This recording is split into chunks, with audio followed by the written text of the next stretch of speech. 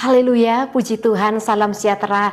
Bapak Ibu, Saudara keluarga besar GPD LCD Magelang, berjumpa lagi dalam Renungan 79. Kita akan mendapatkan kekuatan yang baru pada hari ini dalam kebenaran firman Tuhan yang terambil dalam Amsal 31 ayat 24. Amsal 31 ayat 24, saya bacakan bagi kita semua.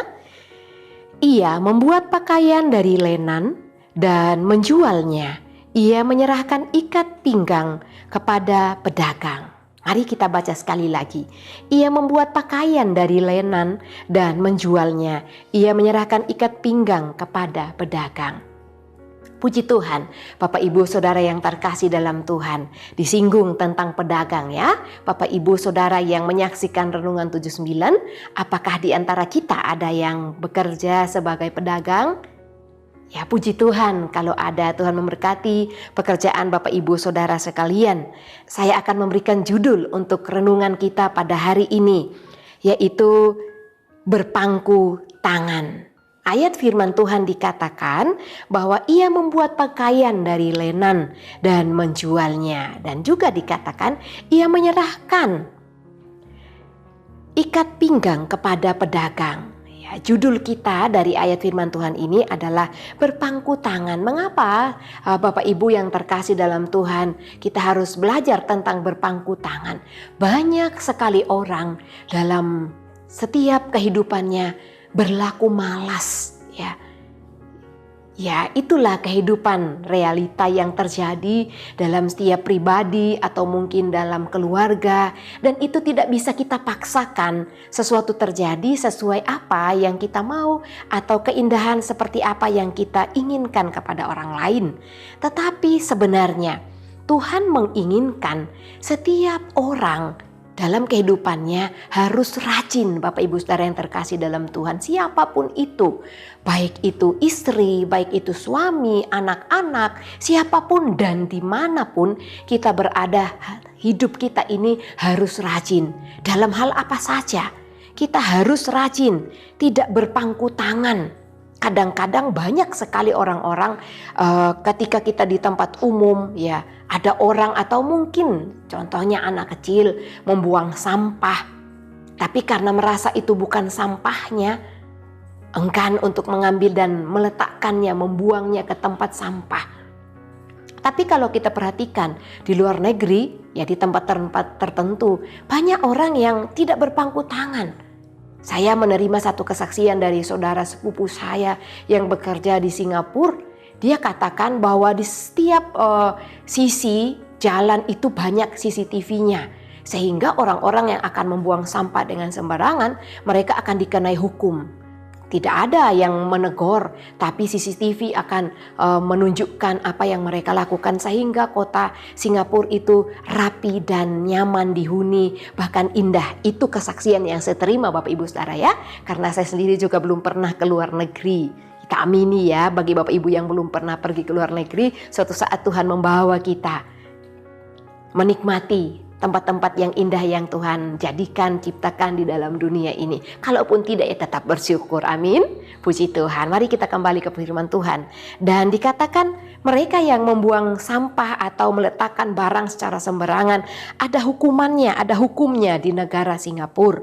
Nah, Bapak Ibu Saudara yang terkasih Tuhan, alangkah baik dan indahnya ketika ada orang-orang yang tidak berpangku tangan.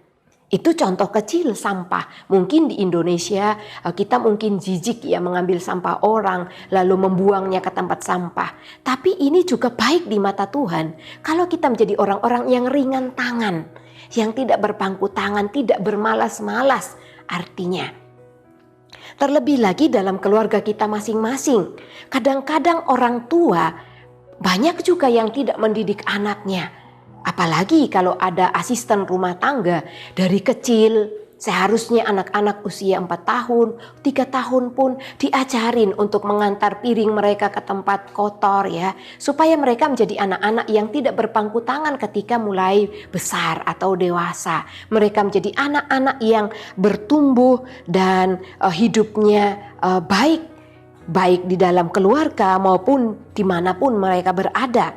Dikatakan berpangku tangan. Ini tentunya di dalam Amsal membahas tentang kehidupan atau tugas ibu rumah tangga, yaitu istri dalam keluarga. Dikatakan bahwa seorang istri yang rajin, yang tidak berpangku tangan, dia akan menggunakan talentanya, skillnya. Ketika dia sudah menyelesaikan tugas rumah tangganya, dia akan melakukan pekerjaan yang lain. Bagi bangsa Israel, mereka menenun, mereka menjahit, membuat baju dari kain lenan dan menjualnya. Untuk apa? Membantu perekonomian keluarga.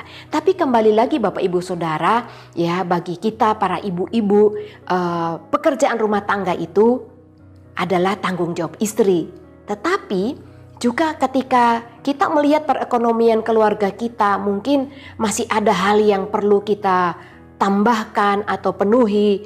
Kalau kita masih punya waktu, mari kita tidak berpangku tangan. Tangan kita menjadi tangan yang rajin. Firman Tuhan katakan, diberkati tangan yang rajin.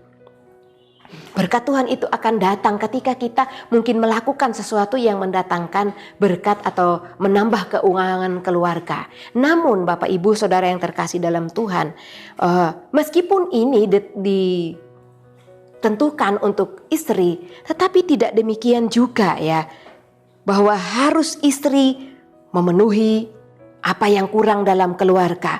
Bagi para suami, bagi kaum bapak juga dapat melakukan kewajibannya, yaitu tidak berpangku tangan, tetap menjadi suami yang bertanggung jawab, suami yang juga dapat menafkahi keluarganya, istri, anak-anak, mencukupkan kebutuhan dalam rumah tangga. Dan artinya Bapak Ibu Saudara, semua kita yang hidup di dalam Tuhan, kita tidak menjadi orang-orang yang hanya berpangku tangan. Terlebih lagi ketika mungkin tadi saya memberikan contoh di luar negeri ya jangankan di luar negeri, untuk tidak berpangku tangan kita bisa wujudkan ketika kita ada di gereja. Ya, saya sangat bersyukur bertumbuh di GPD El Shaddai Magelang ini. Saya sangat diberkati dengan saudara-saudara seiman yang di gereja ini cukup tidak berpangku tangan, artinya sangat rajin mengambil sampah yang kadang-kadang tertinggal oleh Bapak Ibu Saudara sekalian yang mungkin beribadah tapi lupa tisu kotor, lupa hal-hal yang lain. Mari Bapak Ibu, kita jangan menjadi umat-umat Tuhan yang berpangku tangan, saling bahu-membahu untuk mendatangkan kebaikan bagi semua orang. Istri yang mengasihi Tuhan, suami yang mengasihi Tuhan akan sama-sama rajin melakukan kewajibannya di hadapan Tuhan. Dan saling bahu-membahu untuk memenuhi apa yang diinginkan oleh keluarga kita masing-masing. Sehingga tidak ada percekcokan, tidak ada perselisihan, tidak ada masalah yang timbul hanya karena kebutuhan yang tidak tercukupi dalam keluarga. Itu yang Tuhan inginkan untuk tidak terjadi dalam keluarga umat Kristen atau orang yang percaya kepada Tuhan. Jangan karena kekurangan sesuatu dalam keluarga kita mulai saling membenci dalam keluarga. Tetapi dengan kita tidak berpangku tangan, bekerja bersama dalam rumah tangga, maka segala sesuatunya dapat terpenuhi. Demikian juga dalam pelayanan Bapak Ibu Saudara yang terkasih dalam Tuhan. Di rumah Tuhan bukan hanya orang-orang yang dipilih, mungkin majelis dan lain sebagainya, yang bertanggung jawab tentang segala sesuatu yang ada di rumah Tuhan, terutama tentang kebersihan. Ketika kita mungkin beribadah, marilah kita menjadi orang-orang yang ringan tangan. Ketika kita mungkin istilahnya makan permen, bungkusnya kita bawa keluar, kita buang ke tempat sampah. Itu contoh kecil ya dalam menjadi orang-orang yang tidak berpangku tangan, menggunakan jari jemari kita, tangan kita, melakukan sesuatu yang berarti, terutama berarti bagi Tuhan. Dan Tuhan senang apa yang kita kerjakan, Tuhan senang apa yang kita lakukan, Bapak Ibu Saudara yang terkasih dalam Tuhan.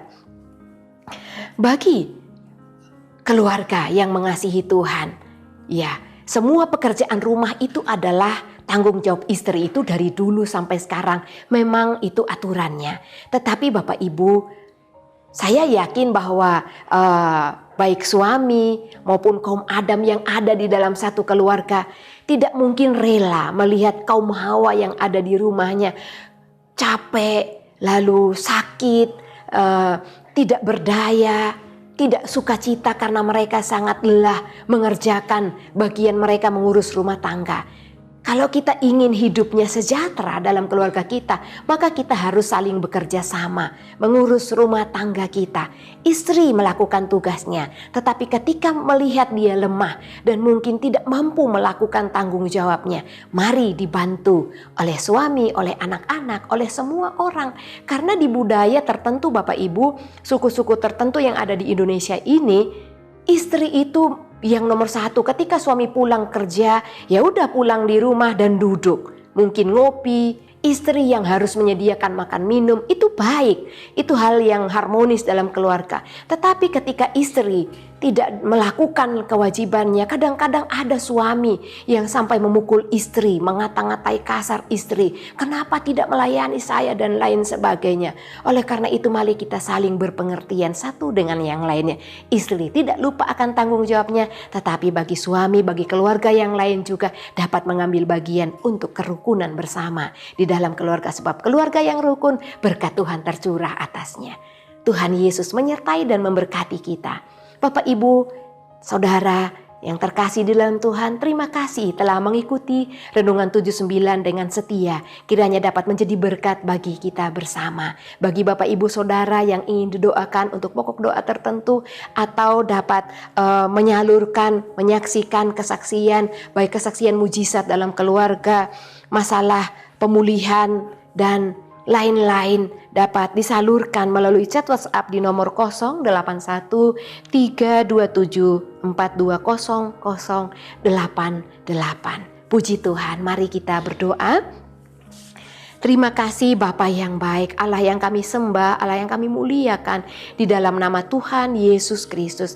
Terima kasih buat kebenaran firman-Mu Tuhan, ajar kami menjadi orang-orang yang tidak berpangku tangan, tetapi menjadi orang-orang yang percaya, yang menggunakan tangan kami, hidup kami untuk melayani Tuhan, bahkan melakukan hal-hal yang kecil sekalipun, karena hal yang kami lakukan itu juga Engkau inginkan untuk kami kerjakan dan memuliakan nama-Mu Tuhan.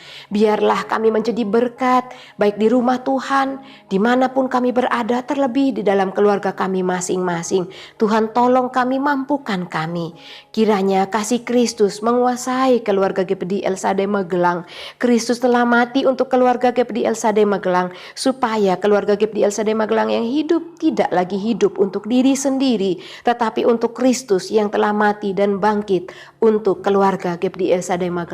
Terpujilah nama-Mu Tuhan, kekal kuasa-Mu, dan di dalam nama Tuhan Yesus Kristus kami berdoa dan mengucap syukur. Haleluya, amin.